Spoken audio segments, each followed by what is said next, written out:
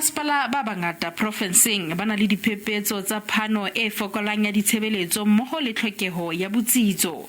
Masepala o le mong wa metro profensing Mangaung le ona o ka hara bomasepala ba hulang ka tlhako tsa morao. Masepala o thulane le phephetso ya ho phalla ha dikgwerekgwere mmoho le mathata a ho phutha matlakala ka nako. Mangaung e ntse e le tlasa tsamaiso mothating ona. Boomo water, that is the water boards. Bo Eskom ba beile infrastructure ya bona go lefatsheng la rona a ba qetile a ba re patali tšhelete ya tsona di servitudes tseo, so rona re ba re patale re kgone o isa di services bathong ba rona.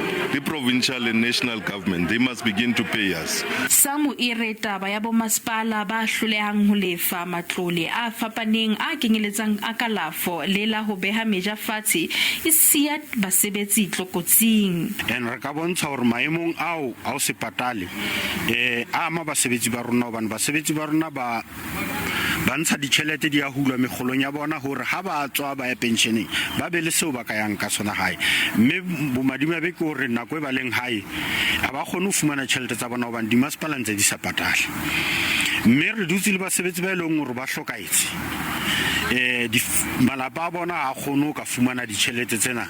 Letona la puso ya kopanelo profensi le sidukwana o re ho hlokeha boetapele bo nang le boikarabello makgotleng a metsi. Mathata e re fumanang ka hare ho bomasepala ba rona le hohle le mmuso ke ho hloka baetapele ba tshepahalang, baetapele ba na le maikemisetso, baetapele ba behang setjhaba ka pele ka nako tsohle, e seng baetapele ba nahanang fela ka ho fumana ditulo tse ba di fumaneng ba di sebedise ho ithuisa.